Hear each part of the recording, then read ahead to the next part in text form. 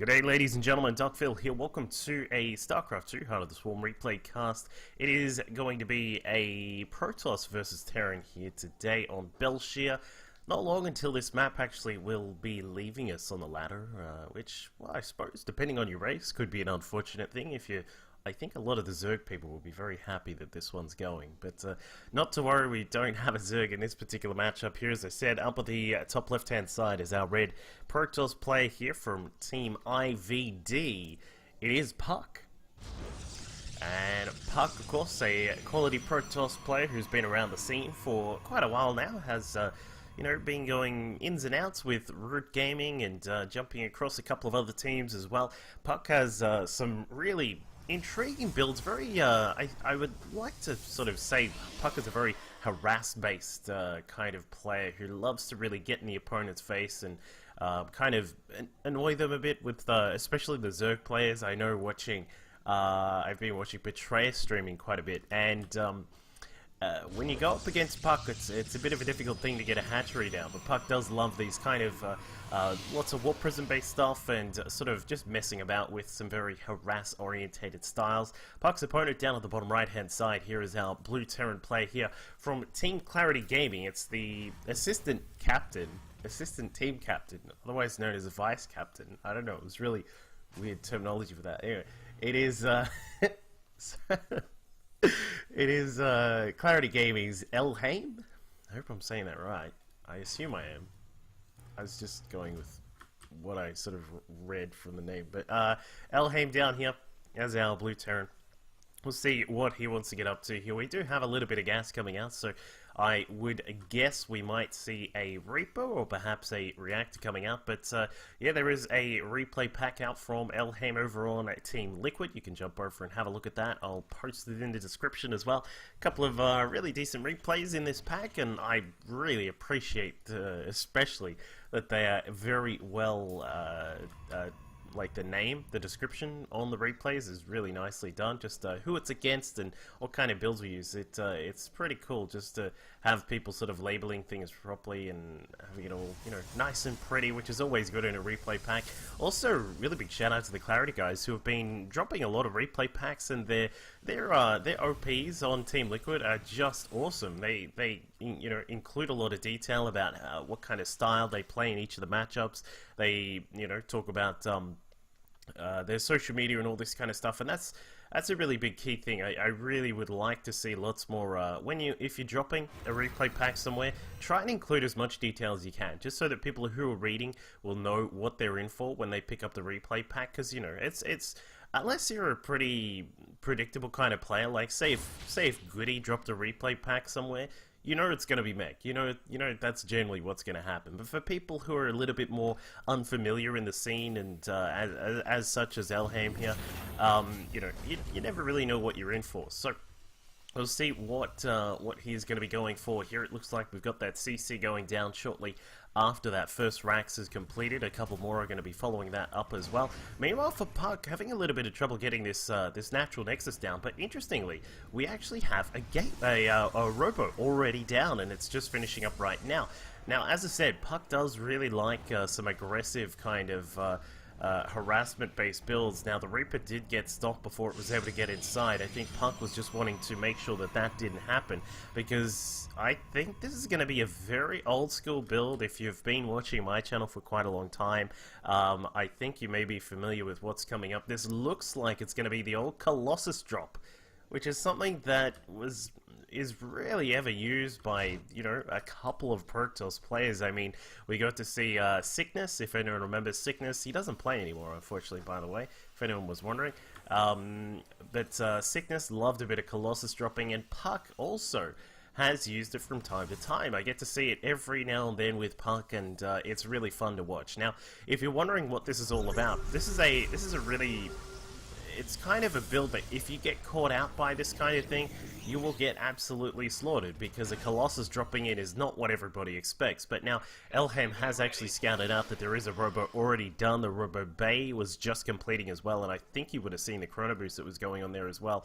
But what you want to do is you want to get that Warp Prism speed done. The Gravitic Drive finishes up and makes this Warp Prism very hard to catch. Of course, after the patch a little while ago, where we actually had a small boost to the standard kind of speed on the Warp Prism, it was actually it sort of made this particular upgrade not as necessary. You don't have to get this if you're comfortable with your control, but if you do have the extra Warp Prism speed, then this still is a very, very dangerous build to come up against. So what we'll have to see from Puck is, you know, just usage of the terrain, coming in the backside here, dropping down the Colossus. You want to try and snipe down some of these, some of the SCVs that are here. If you can get extended thermal lance out, then that's brilliant, because that also allows you to try and compete with the Marines that will also be out on the field. Now, as you can see from Elhaym here, he's got his natural expansion up, just a couple of units down here defending this. He knows that there is going to be some kind of proxy threat,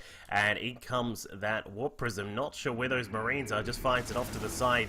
Wow, that Colossus getting a little bit too close for comfort there, but it's going to find a couple of kills, grabs a couple of those Marines, will get a few more shots off, should be able to burn down some of these SCVs, but that is a lot of damage. That's really not what you want to have done at that point. I feel like Puck was sort of just a little bit overeager with dropping down and trying to get some damage done. That was a lot of Marines there, and has now lost quite a lot of the health that was there, but now the Warp Prism is in a very weird sort of position just off to the side here. He's going to now drop down, try and get some more shots off, and as we can see, Elhaym's just trying to push out. He's actually looking for the intercept here. He may actually catch the Warp Prism if Puck is not careful. Stems up and quickly charges after. Down goes the Warp Prism, and that is a really key part of this build that has now fallen down by the wayside here for Puck. Unfortunately for him, he's going to follow up with double forges. The small advantage that you have with this kind of style is that you should be able to get a relatively quick Colossus out, but we will be forcing a Photon Overcharge out on that Nexus, I would assume. The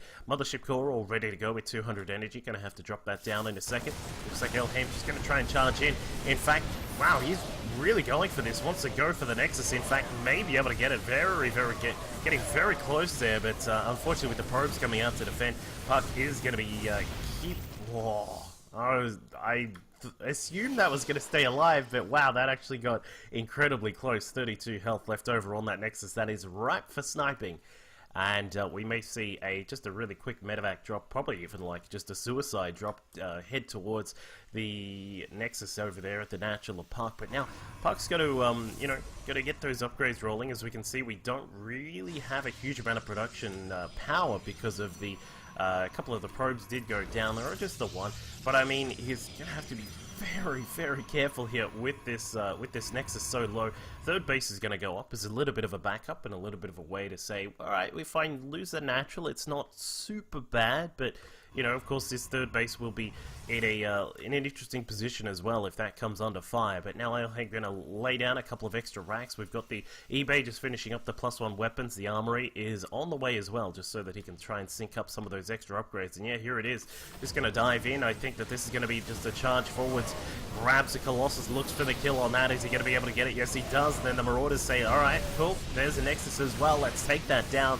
Gets rid of the Nexus, and then should be able to, yeah, he's even going to get out of there with the afterburners on that medevac. So very nice little grab for Elhaym there, and he's going to now, well, he's going to be in a nice position. We're sitting up here at 51 SCVs. Of course, we've got all of those mules dropping down. We'll soon have a third command center along with the orbital command that will set up over there. But I feel like this is a time where Elhaym could probably just try and get really aggressive with drops if he can pull Puck out of position. I mean, Puck's got to defend all these various sort of areas on the map just over here where the drops can come in. Not to mention the natural. This is, you know, it's not the easiest of positions to just run straight into, but he could look for another snipe there. The third base is also up for grabs as well. Lots of probes over there, and, you know, our Terra player is certainly going to ramp up that production. We've now got a second starport just finishing up. The advantage of seeing that your opponent goes for that very quick Colossus drop play is that they're going to be relatively stuck for tech. They're not going to be easily able to switch over into Templar tech as quickly as they would like. So, as you can see, Puck not only suffering some economic damage there, is also just going to be now finishing up the Templar Archive. Still another, 10-20 seconds until that is done, and then he'll finally be able to get some Archons and some Storms started up. But now, as we can see, drop inside the main, gonna just drag to, or at least is he gonna be very careful with that medevac there. But as you can see, the units across to the side have to make a decision. Is this gonna be a big drop inside the main, or are there gonna be more units coming through? But the scouting of Puck has kept an eye on the fact that there are quite a lot of units just sort of maneuvering around this position here. So he will need to be very careful here. The Marauders are now dropping out. They're gonna try and be a little bit of a distraction as the rest of the forces now charge inside. The third base gonna take out a cannon. We'll get rid of a couple of the probes there. We'll have to get out as quickly as they can, as the rest of Puck's forces are going to get here and defend this position for the moment. But the big factor remains, there's still a couple of units across in the main base getting some damage done. And Puck, well, 1-1 upgrades are done, so he does have a small upgrade lead at this present time. But as you can see, Elhaym with +2 on the ground weapons is on the way. We've got ship weapons being upgraded now as well, just to make sure that his Vikings can get into a good spot, get some good shots off, and take down those Colossi very quickly. But as you can see, there is going to be the switchover soon. With the Storm Tech on the way, the Colossi have sort of ceased production for now, as Puck is trying to make sure that he can keep his economy in a good shape here. Colossus is going to come across. We can see that the medevac is easily able to get out of there. No huge damage done, but a total of 13 workers have been killed off by Elhaym. And now with some more Marauders, a double drop inside the main base, going to be picking up. Wow, very cute little pickup of that Marauder. Now going to be just charging into that mineral line, forcing a recall back with well, some Templar. Interesting usage of the recall there. The Templar are brought across and we're looking for a storm or a feedback or something like that.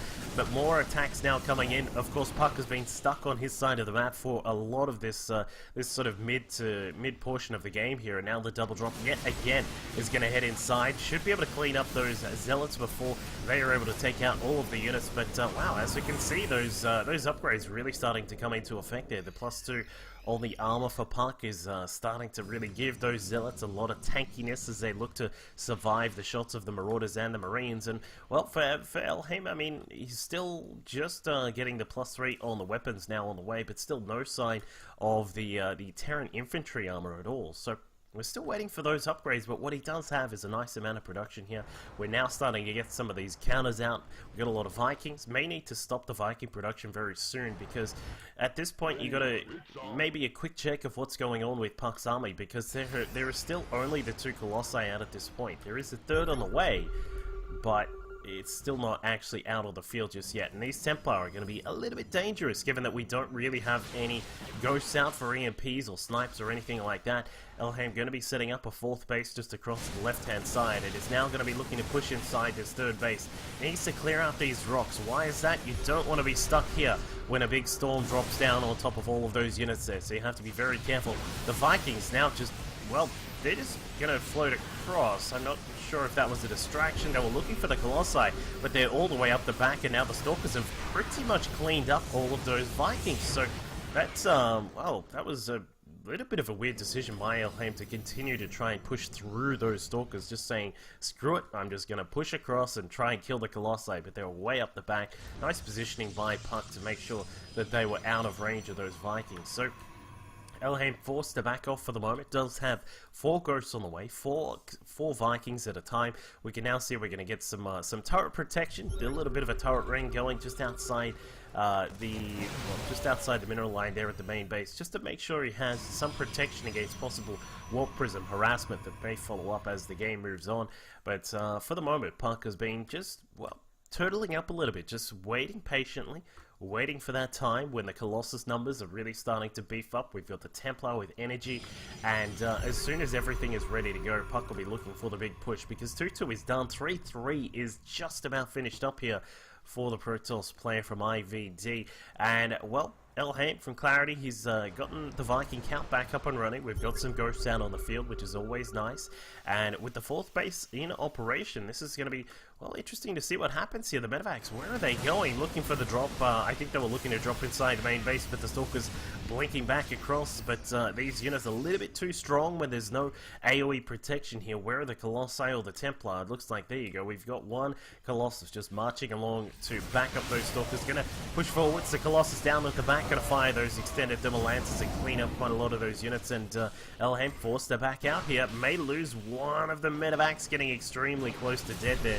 The planetary fortress should keep this position safe for now, but the big worry is that Puck is now setting up this fourth base. Once that's in operation, then of course the production starts to really spiral out of control here for a Protoss player.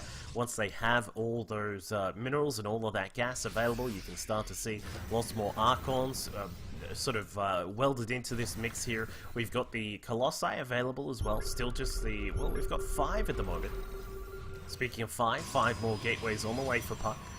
Plus 1, 2 shields is also being researched here. Puck with a bit of a surplus there to be picking that one up. But you don't see too many people get to shields like at certain stages here, but eventually you do get to it and it starts to really add in. Of course, shields protects buildings, keep in mind. So Elhaym just gonna, well, charge forward into the natural, and there is little to nothing here to protect this position. Elhaym needs to be very careful because the Protoss army is very strong. There's lots of AoE potential here in this area here. But if we get a good EMP off, are we going to see it? Yes, we do. Right on top, but a lot of feedback still do come out. Lots of the Terran forces out the back, killing off some of the Stalkers. I think Puck has been a little bit out of position here. The Vikings are going to be able to smash down those Colossi, and with no more Templar available, it's going to be a little bit difficult to clean up the rest of these forces. Elhaym sprinting forward, stimming up, going to clean up most of these units here, and despite the upgrade deficit here for our Terran player, with a little bit of stim action, a little bit of good positioning, and some favourable EMPs there, he is able to take out Puck. Really nicely done by the Clarity Gaming Terran there. Jump onto his stream and have a look, and also say hello to Twitter as well. And, you know, make sure you subscribe here on the channel, on my YouTube channel, and also over on Twitch and Twitter and all those cool things. I'll catch you all next time. Here, as you can see, 47 damage to bio units, and then the 34 damage against other standard targets. His storms have also been wonderful, just spreading them out across the battlefield, doing really, really nicely there. And for minigun, he's been sticking with a much more